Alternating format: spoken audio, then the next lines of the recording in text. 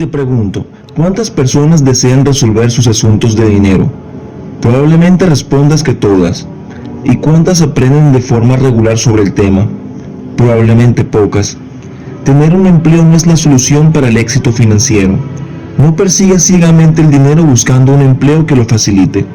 Busca ese proyecto y emprendimiento que te hace feliz y que sobre todo en lo que puedas cambiar vidas, y el dinero vendrá como consecuencia. Si sueñas en grande y actúas sin temor, con tan solo una pizca de locura, te sorprenderás de cómo podrás alcanzar todo lo que desees. La mejor decisión que he tomado en mi vida fue dejar un empleo. Era un buen empleo, pero estaba listo para salir de ese bucle de conformarme con lo que ganaba. El mejor consejo que he escuchado es que si las oportunidades no vienen a ti, sal y créalas.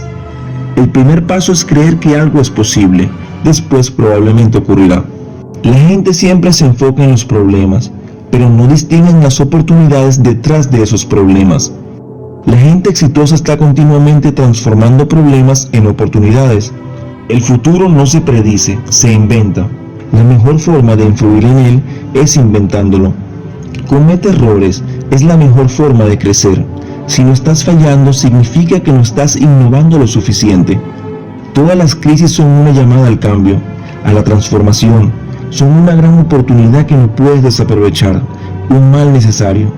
Quien no ve la oportunidad de su crisis estará condenado a sufrirla intensamente, pero quien ve la oportunidad entrará en una dimensión en la que no solo le irá mejor, sino que ganará una mentalidad de que los problemas no existen.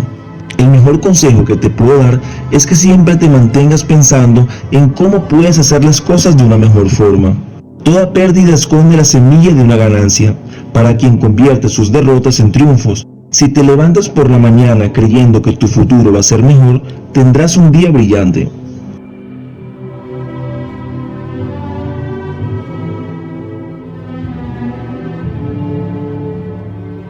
When I was young, I didn't really know what I was going to do when I got older. People kept asking me, but then eventually I thought that the idea of inventing things would be really cool. And the reason I thought that was because I read a quote from Arthur C. Clarke, which said that a sufficiently advanced technology is indistinguishable from magic, and that's really true. If you go back, say 300 years, the things that we take for granted today you'd be burned at the stake for. Being able to fly, being able to see over long distances, being able to communicate, and having access to all the world's information instantly from almost anywhere on the earth.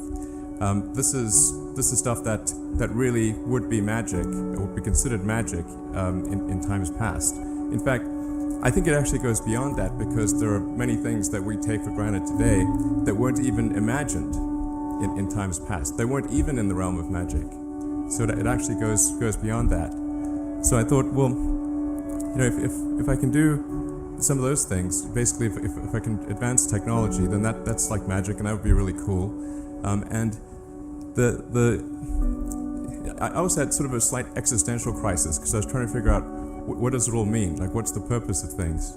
And I came to the conclusion that if we can advance the knowledge of the world, if we can do things that expand the scope and scale of consciousness, then we're better able to ask the right questions and become more enlightened, and that's really the only way forward. I think about what technology solution is necessary in order to achieve the particular goal, and then try to make as much progress in that direction as possible. I think that being a multi-planet species and being out there among the stars is important for the long-term survival of humanity. But then the part that I find personally most motivating is that it creates a sense of adventure, and it makes people excited about the future. If you consider two futures, one where we are forever confined to Earth until eventually something terrible happens, or another future where we are out there on many planets, maybe even going beyond the solar system. I think that second version is incredibly exciting and inspiring, and there need to be reasons to get up in the morning. Life can't just be about solving problems. Otherwise, what's the point? It's got to be things that people find inspiring and make life worth living. When my brother and I were starting our first company, instead of getting an apartment, we just rented a small office and we slept on the couch.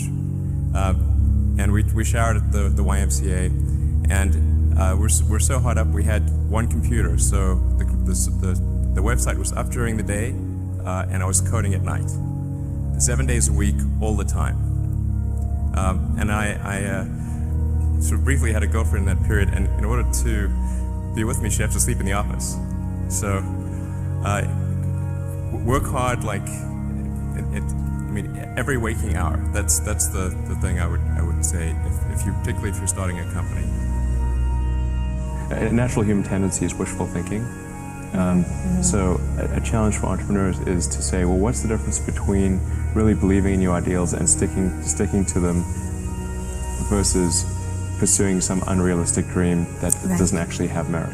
And that is a really difficult thing to tell. Can you tell the difference between those two things? Right. You know? So you need to be sort of very rigorous in your self-analysis. I think certainly extremely tenacious, and then just work like hell. I mean, you just have to put in, 80 to 100 hour weeks every week. All those things improve the odds of success. Or how do you think about making a decision when everyone tells you this is a crazy idea? Or where do you get the internal strength to do that? Well, first of all, I'd say I actually think I feel fear quite strongly. So it's not as though I just have the absence of fear. I feel it quite strongly. But there are just times when something is important enough, you believe in it enough, that you do it in spite of fear. People shouldn't think, well, I feel fear about this and therefore I shouldn't do it. It's normal to feel fear. So you just feel it and let the importance of it drive you to do it anyway? If you just accept the probabilities, then that diminishes fear. Drive overrides fear. It's about believing in the future and thinking that the future will be better than the past. And I can't think of anything more exciting than going out there and being among the stars.